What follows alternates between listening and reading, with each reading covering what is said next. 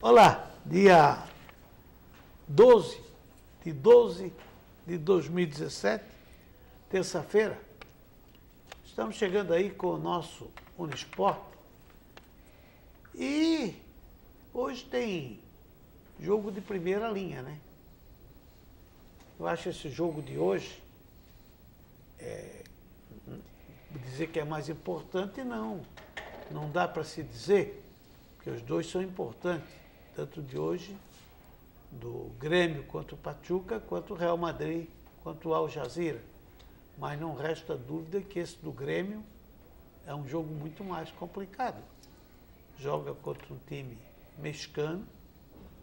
Nós não temos nos dado bem na Libertadores quando eles jogavam, né? Que os pararam. Libertadores da América. Era difícil, muito difícil jogar lá no México. E é uma escola mais ou menos parecida com a nossa. Então, eu acho que o Grêmio pegou um adversário muito mais complicado, mas acredito que vai passar. Acho que não vai dar aquele vexame que o Internacional deu lá contra o Mazembe lá. E amanhã tem Real Madrid e o time do Catar, Al Jazeera. Acho que passa o Real Madrid com o pé nas costas. Não sei que eu me engane muito. Ontem nós falamos aqui sobre... tem um brasileiro lá, né? Tem o Romarinho. Jogou no Corinthians. O Copa do Brasil, falamos ontem aqui, 5 times de Santa Catarina. E provavelmente, 6, aliás. Tubarão está incluído. E pode entrar o Brusque, porque a Chapecoense pode ir para aquela fase de classificação da Sul-Americana, aí sobra mais uma vaga na Copa do Brasil, como o Brusque é o vice-campeão da Copa Santa Catarina, pode ser ele. Não, ele vai pelo estadual. Pelo estadual? Uhum. Pensei que era como vice. E começa dia 2, né? A maior competição. Eu acho que em número de clubes e de idade de 16 a 20 anos, uma das maiores do mundo, que é a Copa São Paulo. Aumentaram para 120 clubes. Ano passado tinha sido 92. São 30 grupos de 4. 120 é isso? É? Tu que está dizendo? É. São 120 ou 132? 120 clubes. São 30 de 4. 30 de 4. E aí vai... Ou 40 de 3. Depende Não. Não fazer grupo de 3. Não sei. Tolo. Não tolo. sei, Zé. Como é que pode ser tolo assim? Você não está fazendo uma pergunta para mim em números? Como pode ser tolo assim? Ô, Zé, Se os caras já fazem um número redondo para classificar 2 de cada grupo.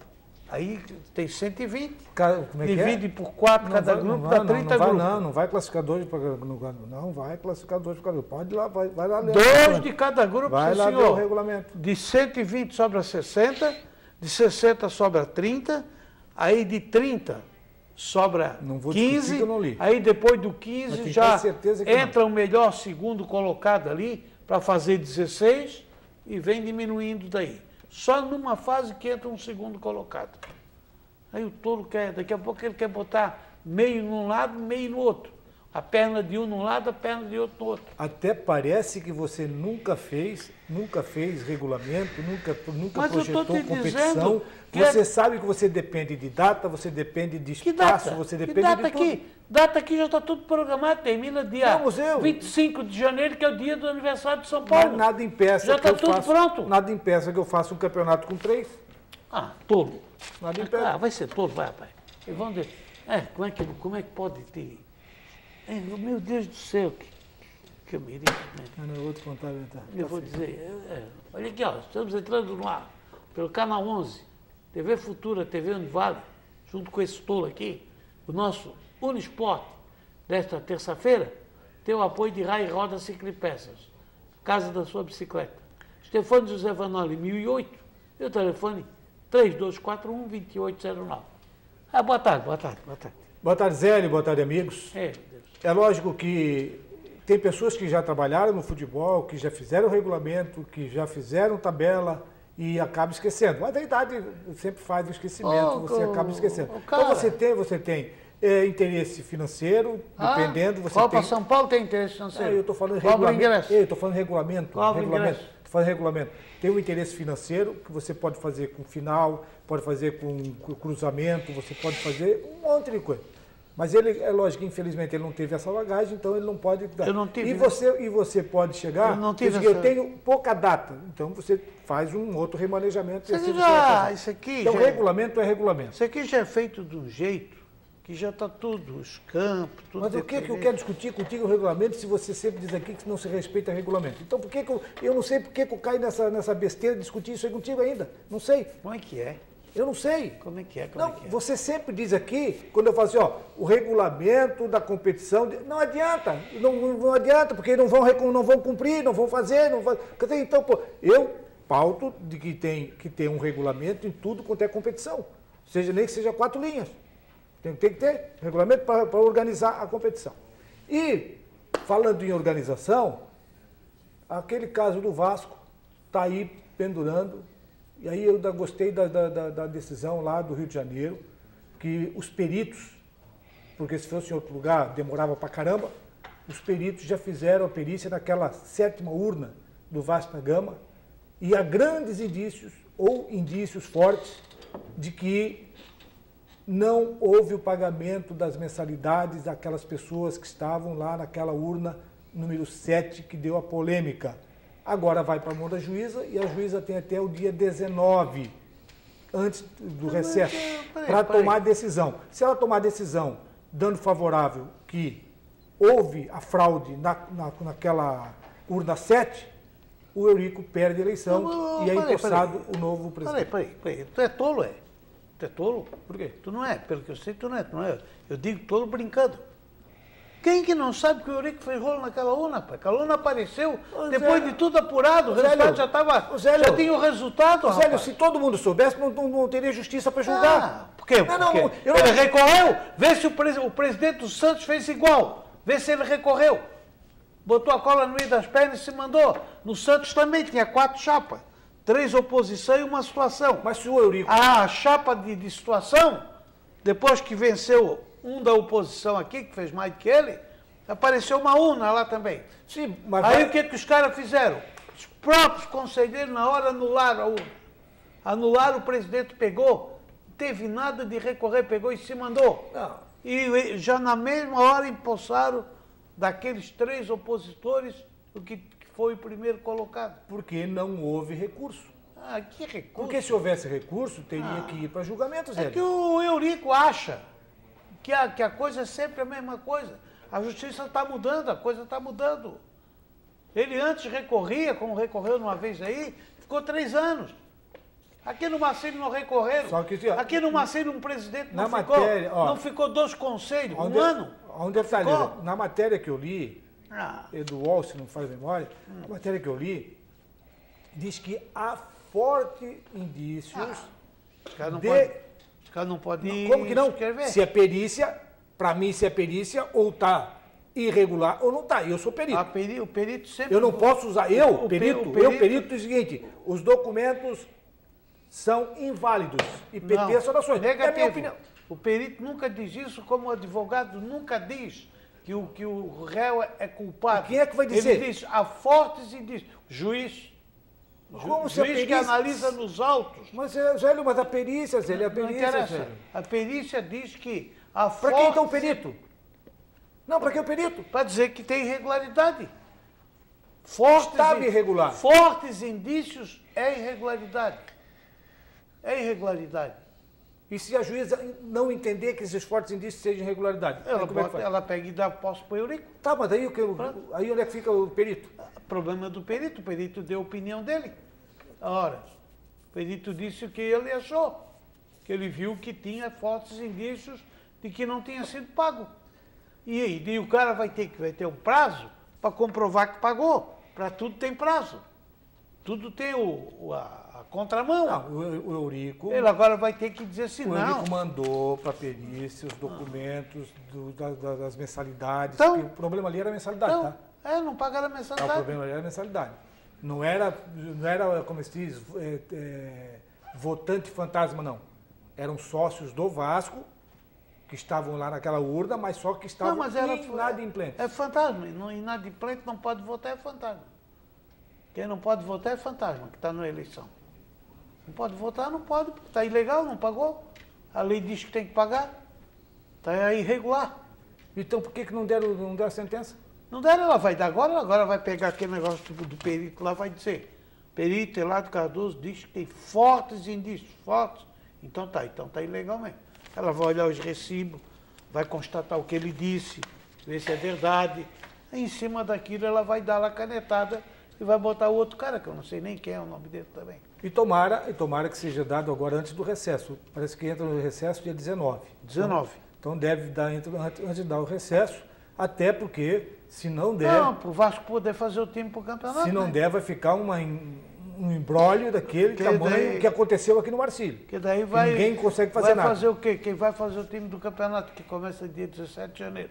O Eurico. Com certeza. Aí depois tira ele. Aí o outro vai pegar a bomba. Tem que ver isso aí. Deixa eu ver se tem mais alguma coisa interessante aqui. Não, acho que é só isso. Por que tu falou do jogo de hoje, do Grêmio e do Real, amanhã, e não falou do Flamengo? Que joga amanhã eu também. Sabia que eu estava esquecendo. Mas, eu não botei aqui, eu botei num papelzinho aqui, ó, e não botei o Flamengo. Errasse na tua cola, então?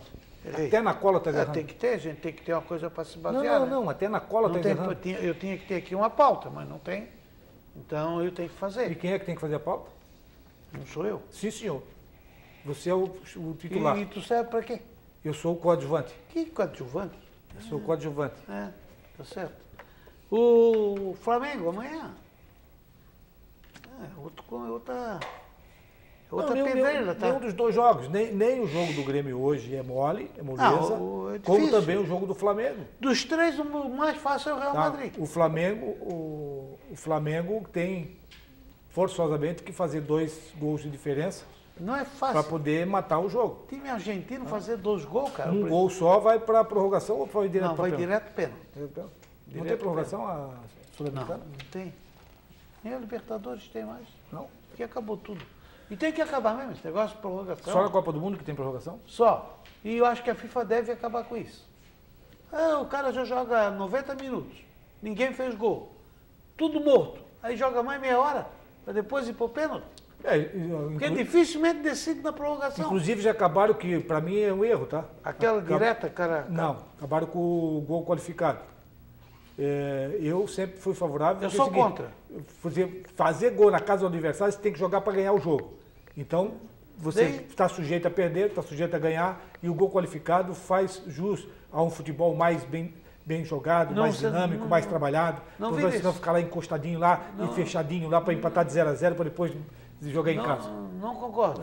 Eu vi o Figueirense, o Avaí ganhar do Figueirense 3-0, tinha gol qualificado, não era gol qualificado, mas era saldo de gol. Depois foi lá no campo dele e perdeu. Perdeu num dia de azar. Porque mas eu não entendi. Botou 10 pontos na frente. Não entendi o teu raciocínio. Botou 10 pontos. Não entendi o teu raciocínio.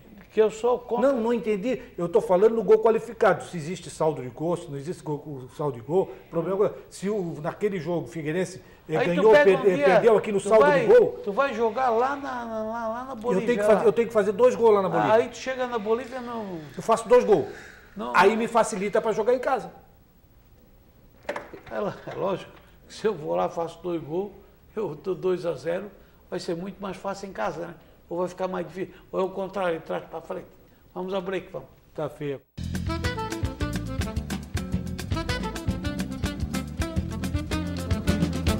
Estamos de volta com o Unisport Padre Cardoso, quem que apoia o segundo bloco desse nosso Uniesporte, que era para estar aqui o Anacleto, mas não veio hoje? Quem que apoia? Esse segundo bloco tem apoio do Restaurantes Paraty, a sua casa fora de casa, servindo almoço de segunda a sábado, com uma grande variedade de carnes e saladas. E é uma comida caseira. Fica ali na Avenida 7 de Setembro, na esquina do Centro Comercial Marcílio Dias. Vamos falar hoje de futsal.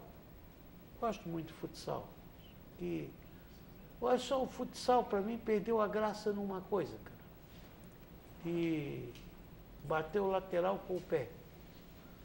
Uma das coisas bonitas que a gente via no futsal era tu bater o lateral, o cara chutar e fazer o gol de primeira. Era muito bonito aquilo. Mas mudaram a regra, mudou o Mundial, a regra mundial.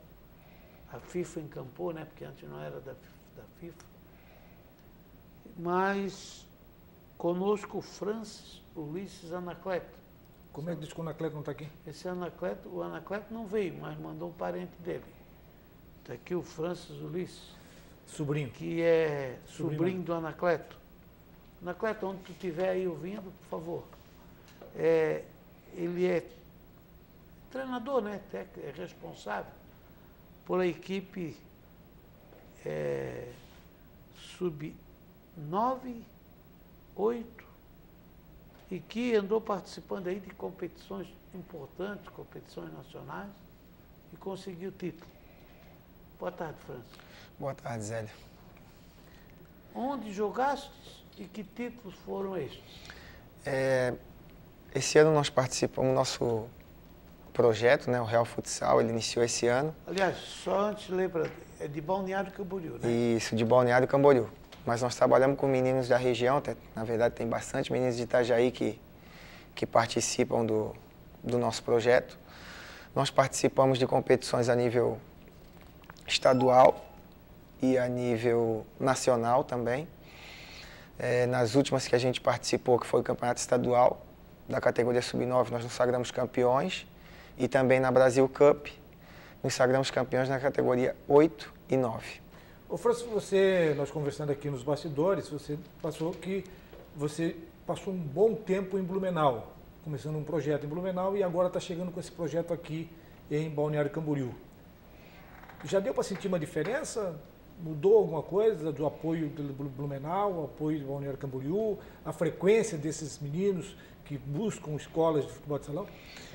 Eu sou natural de Itajaí, né? Sim. Então, aí depois, nas minhas andanças, tentando ser jogador, parei e iniciei esse projeto em Blumenau, trabalhando lá com futsal. A grande diferença da questão de Blumenau para cá é um pouco da questão cultural, né? Lá, a prioridade maior dos pais mesmo acaba sendo a formação dos meninos. O esporte, como o primeiro desenvolver os meninos e depois futuramente, possivelmente, um atleta. Aqui ela é um pouco inversa. Aqui o pai às vezes já coloca mesmo a questão do menino ser atleta antes dele se formar e antecipa um pouco o processo, acaba não criando um vínculo. Ele acaba, às vezes, num ano, fazendo com que o menino jogue em 3, 4, 5, 6 escolinhas ao mesmo tempo, muitas competições. Mais no futebol? Não, o futsal em si é muito forte aqui na nossa região. Futsal, digo futebol, futsal, e lá investe, porque Blumenau investe muito em atletismo e nessas outras modalidades de jogos abertos. Não, assim, ó, o blumenauense, na verdade, ele investe no esporte como um todo, amador. Por exemplo, aqui na região, a gente tem menos equipes que participam de competições estaduais do que em Blumenau. Em Blumenau, só na cidade de Blumenau, já chegou a ter 5 equipes de uma mesma categoria disputando o campeonato estadual. E aqui na nossa região a gente tem menos.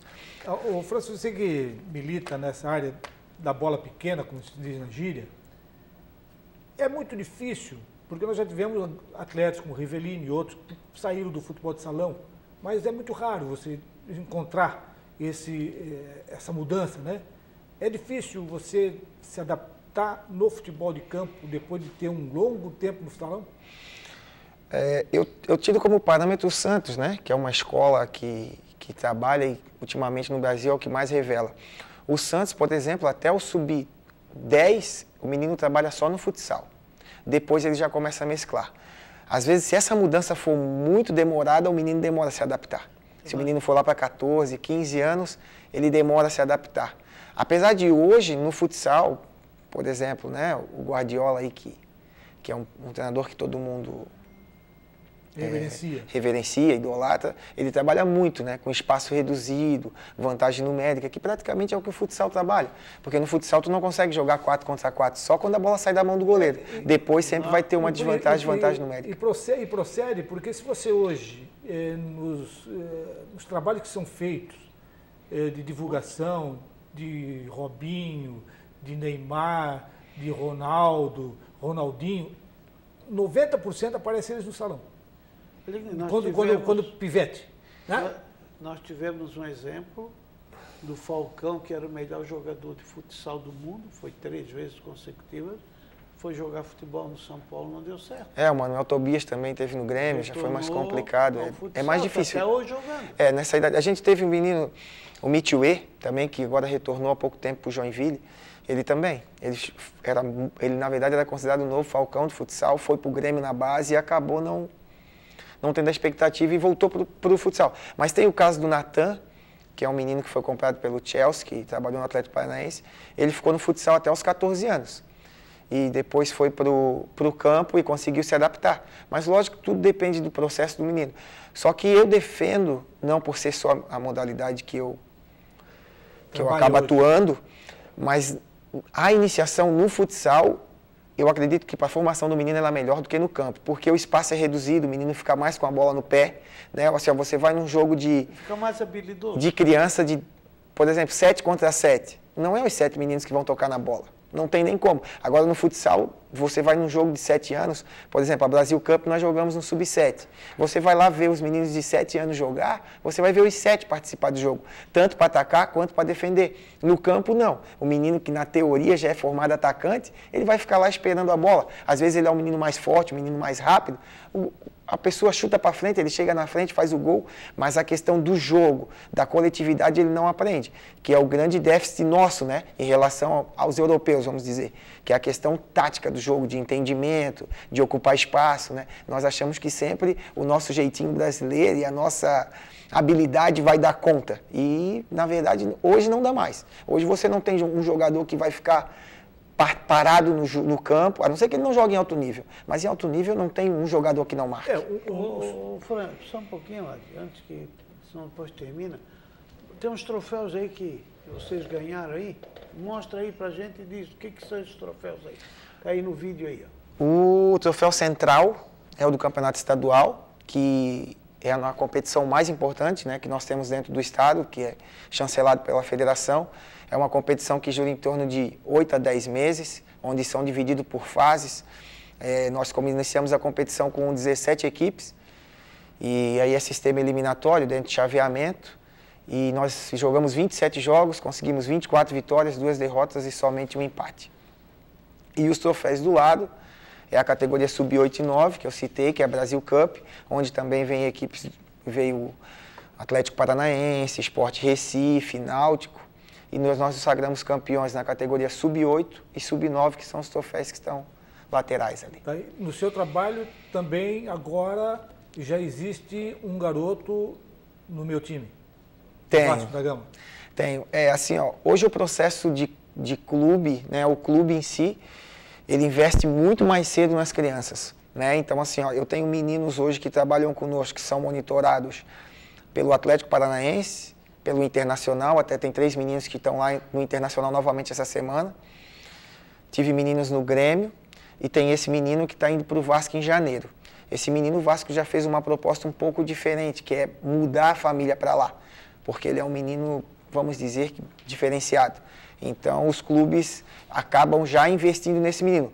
Logicamente, né, nós que trabalhamos com criança temos o cuidado de falar para o pai que no futebol nada é garantido. A gente vê atleta com 19 anos. Se empolga demais. 19 anos surgindo e com 20 não jogando mais, imagina um com 9, um caminho é longo. Mas os clubes já estão antecipando isso, já estão fazendo esse monitoramento, já estão cuidando.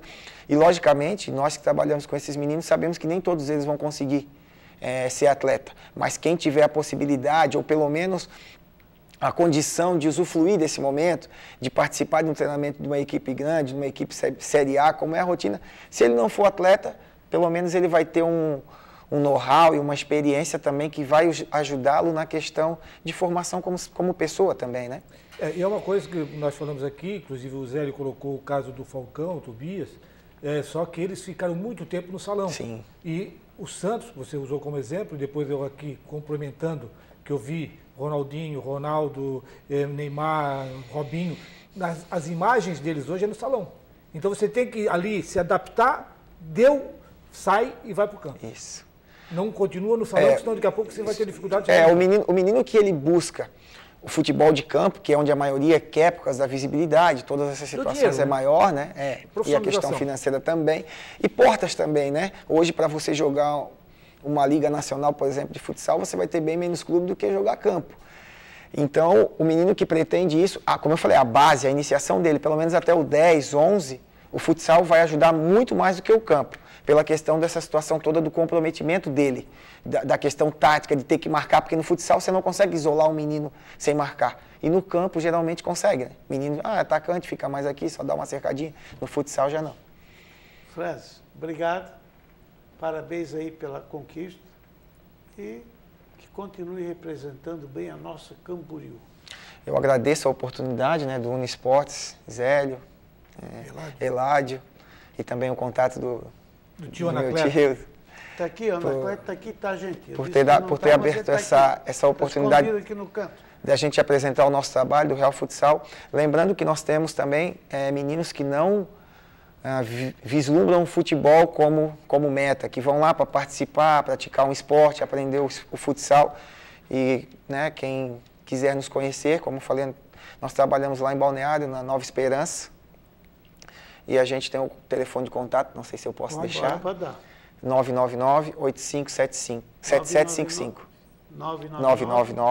999-857755. É só nos procurar e conhecer o trabalho. E obrigado, agradeço novamente.